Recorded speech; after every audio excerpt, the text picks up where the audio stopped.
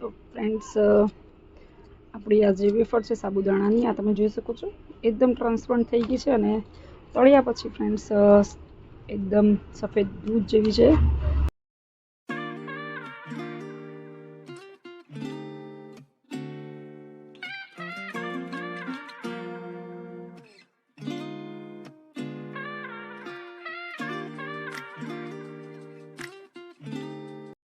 સાબુદાણાની ચમચી બનાવવા માટે ફ્રેન્ડ્સ આપણે 1 કિલો સાબુદાણા લીધા છે અને રાતના આપણે એને એકદમ વ્યવસ્થિત 2 પાણીથી ધોઈ અને ડૂબાડૂબ પાણી કરતાં થોડુંક એક્સ્ટ્રા પાણી લઈ અને પલાળવાના છે, જેથી સાબુદાણા એકદમ પરફેક્ટલી પડી જાય. આ તમે જોઈ શકો છો જે સાબુદાણા છે એના કરતાં પણ ઉપર પાણી છે.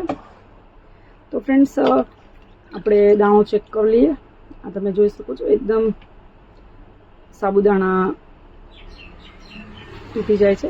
તો ફ્રેન્ડ્સ હવે આપણે એને ગરમ કરવા મૂકવાના છે અને જે સાબુદાણાની ચમચી છે એમાં એક્સ્ટ્રા પાણી લાગે છે, 2 થી 3 ગણું પાણી લાગે છે. તો ફ્રેન્ડ્સ આને આપણે ગરમ કરવા મૂકશું. તો ફ્રેન્ડ્સ આપણે સાબુદાણા ગરમ કરવા મૂકી દીધા છે અને ગેસ ચાલુ કરી લીધો છે. તો ફ્રેન્ડ્સ સાબુદાણાની ચમચી બનાવતી વખતે ધ્યાન રાખવાનું, સાબુદાણાને થોડી વારમાં નીચેથી હલાવते રહેવાનું, બાકી સાબુદાણા તળિયે ચોંટી જાય છે. અને ફ્રેન્ડ્સ જ્યાં સુધી આપણા સાબુદાણા ઉકળે છે ત્યાં સુધી આપણે મરચાંની પેસ્ટ રેડી કરી નાખવાની છે અને મીઠું એડ કરવાનું બાકી રાખ્યું છે. તો આપણે પહેલાં મરચાંની પેસ્ટ રેડી કરી દઈએ. તો ફ્રેન્ડ્સ આપણે મરચાંનું વજન કરી લઈએ પહેલાં.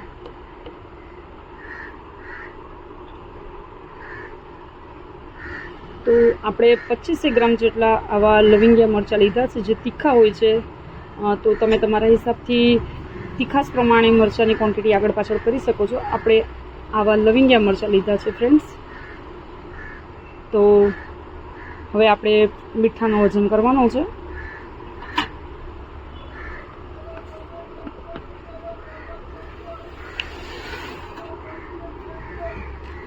તો ફ્રેન્ડ્સ મીઠું પણ આપણે વજન કરીને લઈશું. લગભગ 35 થી 40 ગ્રામ જેટલું અત્યારે આપણે યુઝ કરવાનું છે. એક્ઝેક્ટલી કેટલું મીઠું લાગશે આપણે છેલ્લેકના ચેક કરશું, કેમ કે આપણે પાણી કેટલું નાખીએ છીએ એના પર મીઠાની ક્વોન્ટિટી ડિપેન્ડ કરે છે. તો અત્યારે આપણે જેટલું પાણી એડ કર્યું છે એ પ્રમાણે 35 થી 40 ગ્રામ જેટલું મીઠું લેવાનું છે. એક્ઝેક્ટલી આપણે 37 ગ્રામ જેટલું મીઠું લીધું છે. તો ફ્રેન્ડ્સ આપણે જે મરચાં લીધા હતા એ આપણે મિક્સરમાં એકદમ બારીક વાટી લેવાનું છે. ફ્રેન્ડ્સ મરચાંની હારોહાર આપણે આટલું આદું છે જે એડ કરી દેવાનું છે. આદું ઓપ્શનલ છે, જરૂરત લાગે તો એડ કરવાનું, સ્વાદ ભાવતો હોય તો. ફ્રેન્ડ્સ આદું આપણે આટલું એડ કરી અને મરચાંની સાથે પીસી લઈશું વ્યવસ્થિત. તો આપણી આદુ મરચાંની પેસ્ટ એકદમ રેડી થઈ ગઈ છે. થોડું પાણી નાખવાની જરૂર પડી હતી તો આપણે પાણી એડ કર્યું છે. હવે આપણે આને સાબુદાણામાં એડ કરી દઈશું અને મિક્સરમાં થોડું પાણી નાખી અને આપણે સાબુદાણામાં એડ કરી દઈશું.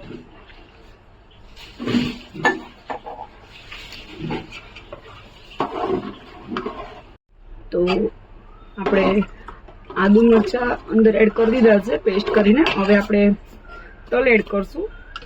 તો ફ્રેન્ડ્સ તલ છે એનાથી ટેસ્ટ ખૂબ જ સારો આવે છે જ્યારે તળાઈ જાય છે ત્યારે. તો ફ્રેન્ડ્સ આપણે લગભગ 20 ગ્રામ જેટલા તલ એડ કરવાના છે.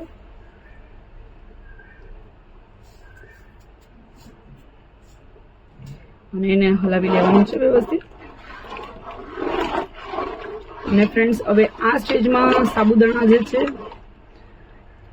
તમે જોઈ શકો છો થોડા ટ્રાન્સપરન્ટ થવા આવ્યા છે. તો હવે આ સ્ટેજમાં આપણે એને રેગ્યુલર હલાવવાનું છે, કન્ટિન્યુ આપણે એને હલાવતા રહેવાનું છે તળિયેથી.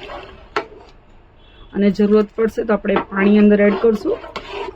જ્યાં સુધી સ્ટીકી ન થઈ જાય, એની જે પાણી છે સ્ટીકી ન થઈ જાય ત્યાં સુધી આપણે એને હલાવતા રહીશું અને જરૂરત પડે તો પાણી એડ કરશું આપણે.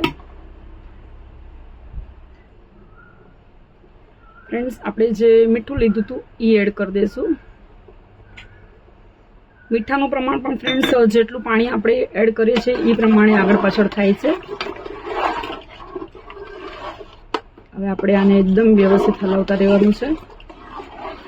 જે પાણી દેખાઈ રહ્યું હતું એ બધું જ સાબુદાણામાં એબ્ઝોર્બ થઈ ગયું છે. લગભગ સાબુદાણા કરતાં 3 ગણું પાણી આપણે એડ કર્યું હતું. હજી આપણે એક્સ્ટ્રા પાણી નાખવું પડશે, એટલે એક્ઝેક્ટલી કહીએ તો 4 ગણું પાણી સાબુદાણામાં આની અંદર જોઈએ છે. તમે જોઈ શકો છો એકદમ ટ્રાન્સપરન્ટ થવા આવી છે.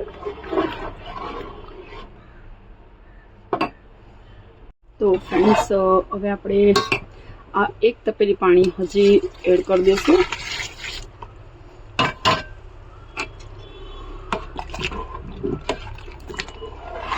તમે જોઈ શકો છો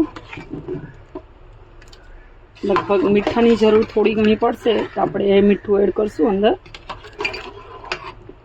મોસ્ટલી આ સાબુદાણાની વેફર ઉપવાસમાં યુઝ થાય છે, એટલે આપણે સિંધા લૂણ મીઠું નાખો તો વધારે સારું. તો આપણે ફ્રેન્ડ્સ પહેલાં 38 ગ્રામ જેટલું મીઠું નાખ્યું હતું. હવે 12-13 ગ્રામ જેટલું મીઠું હજી એડ કરી દઈશું. તો ફ્રેન્ડ્સ, એક્ઝેક્ટલી 50 ગ્રામ જેટલું મીઠું આની અંદર જોઈએ છે. હવે આપણે એને એડ કરી દઈએ. મીઠું આપણે અંદર એડ કરી દઈશું, અને જ્યાં સુધી સાબુદાણા એકદમ સ્ટીકી ન થાય, આ તમે જોઈ શકો છો આવી રીતના આપણે કરીએ તો સાબુદાણા છૂટા છૂટા પડી જાય છે. પણ જ્યાં સુધી સાબુદાણાનું પાણી થોડું ઘણું એબ્ઝોર્બ ન થાય અને સાબુદાણા સ્ટીકી ન થાય, એકબીજામાં જ્યારે ચોટેલા રહેશે ત્યારે એની વેફર એકદમ પરફેક્ટ બનશે. તો હવે આને આપણે ઉકળવા દેવા દઈશું, અને તળિયેથી કન્ટિન્યુ હલાવવાનું છે, એ ધ્યાન રાખવાનું છે. આ તમે જોઈ શકો છો અત્યારે સાબુદાણા એક દાણા છૂટા છે. પાણી એબ્ઝોર્બ થશે એટલે સાબુદાણા ભેગા થઈ જશે. તો આ તમે જોઈ શકો છો હવે આપણા સાબુદાણા સ્ટીકી થઈ ગયા છે થોડા, અને એકદમ ટ્રાન્સફર થઈ ગયા છે. હવે આ સ્ટેજમાં આપણે ગેસ બંધ કરી અને એને 10 મિનિટ સુધી ઢાંકીને રહેવા દઈશું, જેથી સાબુદાણા એકદમ ચડી જાય. અને સાબુદાણાની ચમચી જ્યારે આપણે તડકામાં સૂકવતા ત્યારે ધ્યાન રાખવાનું કે પ્લાસ્ટિકનો જ ઉપયોગ કરવાનો, કેમ કે કપડામાંથી જલ્દી નીકળતી નથી ને પ્લાસ્ટિકમાંથી ફટાફટ નીકળી જાય છે. તો ફ્રેન્ડ્સ, આપણે પ્લાસ્ટિક પાથરીને રેડી કરી નાખ્યું છે. તો આપણી જે સાબુદાણાની ચમચી માટે રેડી કર્યું હતું એ થોડુંક ઠંડુ પડી ગયું છે, કેમ કે આપણે પ્લાસ્ટિક પર પાથરવાનું છે, એટલે એકદમ ગરમ ગરમ પાથરશું તો પ્લાસ્ટિક પણ ઉખડી જશે. તો ફ્રેન્ડ્સ, હવે આપણે એને એક બીજા ટોપમાં લેવું પડશે, કેમ કે થોડું થોડું કરીને આપણે પાથરવાનું છે. તો આપણે એક બીજા ટોપ પર લેશું. હજી ફ્રેન્ડ્સ તમે જોઈ શકો છો વરાળ નીકળે છે. તો ફ્રેન્ડ્સ, આ બીજા ટોપમાં થોડું થોડું કરીને મિશ્રણ લેશું, અને થોડું થોડું જ લેવાનું છે, કેમ કે સાવ ઠંડુ પડી જશે તો સાબુદાણા છે ને એકદમ જ ચોટી જશે. એટલે આપણે થોડું થોડું મિશ્રણ લઈ અને પાથરતા રહેવાનું છે. તો ફ્રેન્ડ્સ, જે આ દાળનો ડોયો હોય છે એના મદદથી આપણે આવી રીતના થોડું થોડું પતલું પાથરવાનું છે. તમે જોઈ શકો છો આવી રીતના આપણે પૂરેપૂરું બધું પાથરી લઈશું.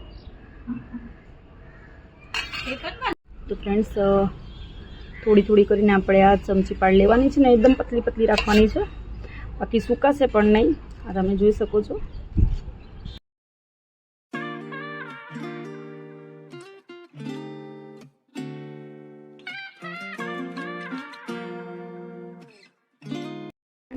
આ તમે જોઈ શકો છો આપણી જે સાબુદાણાની ચમચી કહીએ, કાં તો ઘણા લોકો એને સાબુદાણાના પાપડ કહે છે. તો એ બનીને રેડી થઈ ગયા છે. હવે સૂકવવા માટે 2 દિવસ જેટલો સમય લાગશે.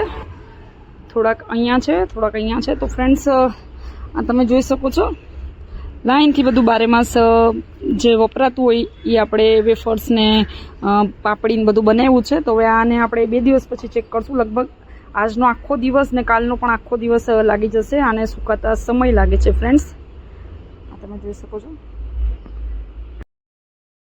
તો સાંજના સમયમાં આપણે જે ચમચી છે ઘરમાં લઈ લીધી છે અને બધી ચમચી આપણે ઉથલાવી લેવાની છે, કેમ કે પ્લાસ્ટિકમાં જે ચીપકેલો ભાગ છે એ એકદમ ભીનો છે, ઉપરનો ભાગ સુકાઈ ગયો છે, એટલે પંખા નીચે આપણે એને ખુલ્લી રાખવાની છે, બાકી જે ચમચી છે એનો ટેસ્ટ બગડી જશે. તો ફ્રેન્ડ્સ, આખી રાત પંખા નીચે રાખ્યા પછી આ તમે જોઈ શકો છો પાણી ટોટલી ઉડી ગયું છે અને હવે આપણે એને તડકામાં રાખવાની છે, કેમ કે હજી અંદર પાણીનો ભાગ છે ને આ તમે જોઈ શકો છો એકદમ ટ્રાન્સપરન્ટ એવી આપણી સાબુદાણાની ચમચી બની છે. તો ફ્રેન્ડ્સ, બીજા દિવસના તડકામાં આપણે વેફર સૂકવી દીધી છે. સાંજ સુધી આપણી વેફર એકદમ જ સુકાઈ જશે. આ તમે જોઈ શકો છો થોડી ઘણી જે ચવડ કહીએ એ છે, પણ એકદમ સુકાણા પછી એકદમ ક્રિસ્પી એવી સાબુદાણાની ચમચી બનીને રેડી થઈ જશે. 2 દિવસના તડકા જોઈએ છે આ સાબુદાણાની ચમચી બનતા. તો ફ્રેન્ડ્સ, આપણી વેફર સુકાઈ ગયા પછી આપણે ચેક કરી લઈશું તળીને. તેલ આપણું ગરમ થઈ ગયું હતું અને આ તમે જોઈ શકો છો એકદમ થોડી દૂધ જેવી આપણી સાબુદાણાની જે ચમચી છે એ બનીને રેડી થઈ છે. તો આપણે એક એક કરીને બધી સાબુદાણાની જે ચમચી છે એ તળી લેશું.